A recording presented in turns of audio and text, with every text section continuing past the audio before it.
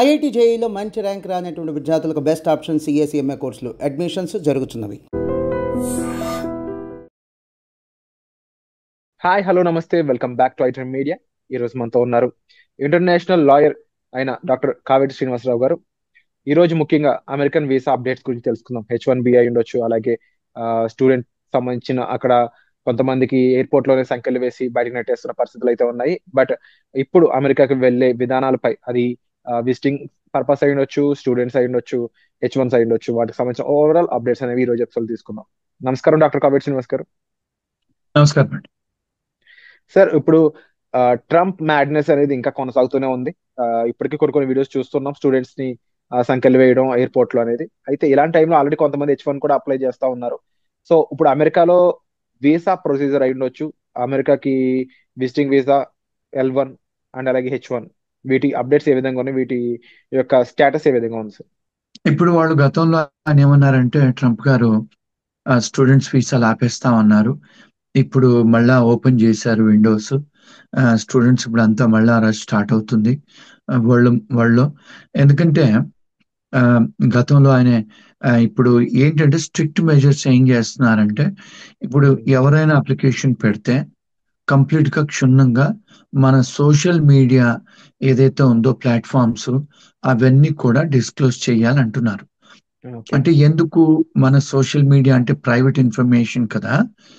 వాళ్ళు మన complete background, అంటే క్రిమినల్ బ్యాక్గ్రౌండే కానీ, మన హెల్త్ బ్యాక్గ్రౌండే కానీ, మనము సోషల్లో అంటే మనం ఏదైనా సంఘాలలో ఉన్నామా, మనం అమెరికాకే కానీ ఏదైనా దేశాలకు విరుద్ధంగా మాట్లాడుతున్నామా, అంటే ఇప్పుడు ఫర్ ఎగ్జాంపుల్ అండి, ఇక్కడ ఎందుకు ఇది జరిగింది అంటే, గతంలో అమెరికాలో అంటే ఇక్కడ వాక్ స్వేచ్ఛ ఉంది కదండి, రైట్ ఆఫ్ ఎక్స్ప్రెషన్ ఉంది, అంటే ఫ్రీడమ్ ఆఫ్ ప్రెస్ ఉంది, మన రాజ్యాంగంలో ఉంది, అమెరికా రాజ్యాంగంలో కూడా ఉంది, ఇంగ్లాండ్ చాలా దేశాలలో ఉంది.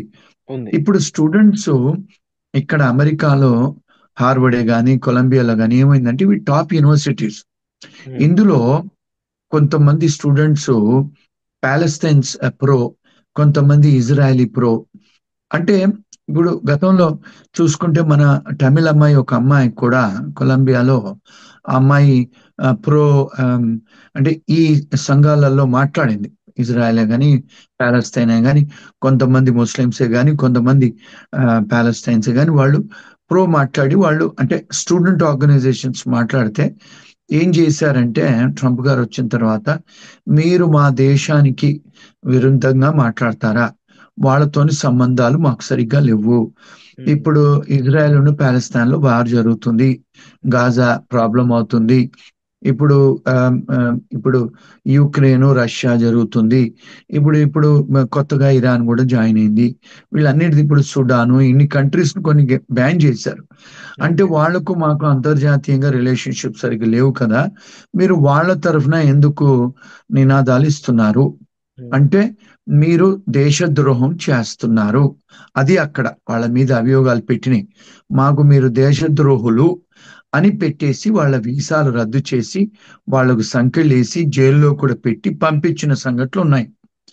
ఇప్పుడు ఏమంటున్నారంటే, వాళ్ళు మన దేశం నుంచి వచ్చే వాళ్ళు ఎవరైనా స్టూడెంట్స్ అలాంటి ఏమైనా పిచ్చి పిచ్చి పెట్టారా సోషల్ మీడియాలో, మన ఇన్స్టాగ్రామ్ లో, మన ఫేస్బుక్ లో, మన యూట్యూబ్లలో ఏమైనా పెట్టారా, అవన్నీ వాళ్ళు క్షుణ్ణంగా చూసి పరిశీలన చేసి మన సోషల్ మీడియాలో అప్పుడు వీసాలు ఇవ్వాలనుకుంటున్నారు. ఒకటి. రెండోది, మన క్రిమినల్ బ్యాక్గ్రౌండ్ చెక్, ఏమన్నా కేసులలో మనం ఇన్వాల్వ్ అయి ఉన్నామా, కాలేజ్ లైఫ్ లో కానీ, లేకపోతే వర్క్ లో కానీ, లేకపోతే ఏదైనా రాజకీయాల్లో ఉన్నామా. రెండోది, ఎందుకంటే వాళ్ళు ఏం చేస్తున్నారు, స్టూడెంట్సే కానీ చాలా మంది H1లో వచ్చి ఇక్కడ వాళ్లకు చదువుకునే లేకుండా, మళ్ళీ లేకపోతే H1 వాళ్ళకు ఉద్యోగాలు పోతే ఏం చేస్తున్నారు, వీళ్ళు పొలిటికల్ అసైలం అప్లికేషన్లు పెడుతున్నారు. అంటే మీరు కాలేజీలో ఉన్నప్పుడు ఏ సంస్థలో లేరని చెప్పారు, మీరు ఉద్యోగం అక్కడ చేసేటప్పుడు ఏ సంస్థలో ఎప్పుడు అరెస్ట్ అయిన విషయం చెప్పలేదు మీరు.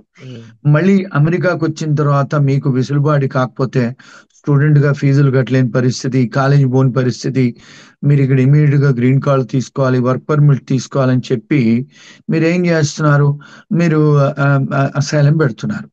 సో ఇలాంటి వాటిన్నిటిని కర్టైల్ చేయాలని ఆయన అందరినీ కూడా మన సోషల్ మీడియా ప్లాట్ఫామ్సే కానీ, లేకపోతే మన హెల్త్ బ్యాక్గ్రౌండ్ చెక్కే కానీ, మన క్రిమినల్ హిస్టరీ బ్యాక్గ్రౌండ్ చెక్కే కానీ, మన ఎడ్యుకేషనే కానీ అన్నీ కూడా వారు క్షుణ్ణంగా పరిశీలించి వీసాలు ఇద్దామని అవన్నీ పెట్టారు. ఇప్పుడు స్ట్రిక్ట్ గా ఎన్ఫోర్స్ కూడా చేస్తున్నారు. సో దీనివల్ల ఏమవ్వచ్చు, కొంత డిలే అవ్వచ్చు. ఏది మన స్టూడెంట్ వీసాలకే కానీ, H1B వీసాలకే కానీ, ఈవెన్ విజిటర్ వీసాలకే కానీ. ఇవన్నీ ఏంటంటే వాళ్ళు మన ప్రజెంట్ అడ్మినిస్ట్రేషన్ ట్రంప్ గారు వచ్చిన తర్వాత చేసిన మార్పులండి. దాంతో కాస్త లేట్ అవుద్ది కానీ, అంటే కొంత వీసాలు రావడంలో కొంచెం లేట్ అవుద్ది. మళ్ళీ వాళ్ళు బ్యాక్గ్రౌండ్ చెక్స్ తో కొంచెం లేట్ అవుద్ది. మళ్ళీ కొత్త ఇన్ఫర్మేషన్ కూడా అడగొచ్చు వాళ్ళకి, ఏదైనా క్లారిఫికేషన్ తీసుకోవాలంటే. అదొక విషయం. రెండోది ఏంటంటే వీళ్ళు చాలా ఎంబసీస్ క్లోజ్ చేశారు. చాలా మంది ఎంప్లాయీస్ ను ట్రంప్ గారు వచ్చిన తర్వాత ఫెడరల్ ఎంప్లాయీస్ ని చాలా ఖర్చులు అవుతున్నాయని చెప్పి ఫైర్ కూడా చేశారు వారు, వేల మందిని. అంటే ఇప్పుడు అండర్ స్టాఫింగ్ కూడా జరుగుతుంది ఇమిగ్రేషన్ లోను, ఇప్పుడు అక్కడ కౌన్సిలేట్ ఆఫీసులలో. సో అండర్ స్టాఫింగ్ అవుతుంది కనుక అది కూడా ఒక కారణం కావచ్చు మనకు వీసాలు డిలే అవటానికి. సో నేను మీ వ్యూవర్స్ కు చెప్పేది ఏంటంటే, వాళ్ళు రెగ్యులర్ గా USCIS వెబ్సైట్ లో అప్డేట్ తీసుకొని, లేకపోతే కౌన్సిలేట్ వెబ్సైట్ లో అప్డేట్స్ తీసుకొని, ఒకవేళ మీకు ఇంగ్లీష్ అర్థం కాకపోతే, ఇప్పుడు ఈ మధ్యకాలంలో మనం గూగుల్లో కానీ అన్నిట్లలో ఇప్పుడు మనం ట్రాన్స్లేషన్ చాలా యాప్స్ ఉన్నాయి, ట్రాన్స్లేట్ చేసి చదువుకోండి. ఏదో యూట్యూబ్లలో చెప్పినదో, లేకపోతే న్యూస్ పేపర్లో వచ్చినవి చూసో, లేకపోతే టీవీలలో చూసినవి, లేకపోతే అక్కడ వీసా ఏజెంట్లు, స్టూడెంట్ ఎడ్యుకేషన్ వీసా ఏజెంట్ చెప్పినవి కాకుండా క్షుణ్ణంగా మీరు అంతా తెలుసుకొని రావటం బెటర్ అని నేను అనుకుంటానండి. ఇవి అప్డేట్స్ అండి. Wonderful sir.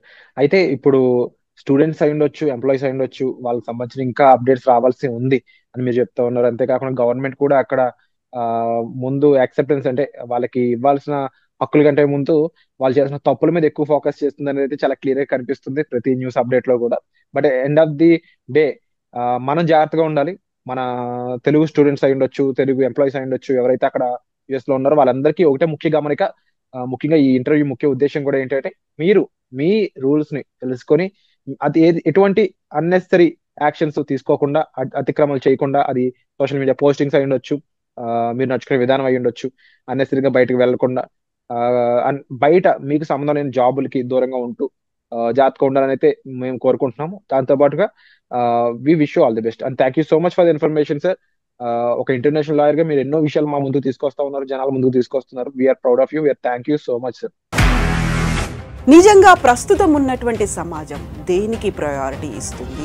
ఆర్థిక సంబంధాల చుట్టూ మాత్రమే తిరుగుతుంది. మళ్ళీ ఎన్నికలంగానే చాలా విరక్తి కలుగుతాను. మంచి అనిపిస్తుంది కదా, లేడీస్ కూడా ఛాలెంజింగ్ జాబ్స్ చేసినప్పుడు చాలా బాగుంటది. ట్రాఫిక్ అసిస్టెంట్స్ గా నియమించిన ట్రాన్స్జెండర్స్ అందరితో సాల్యూట్ చేయించుకుంటున్నారు. ఫుడ్ డెలివరీ ఇవ్వటానికి వెళ్ళినటువంటి డెలివరీ బాయ్ అనిల్ పై కళ్ళ ముందు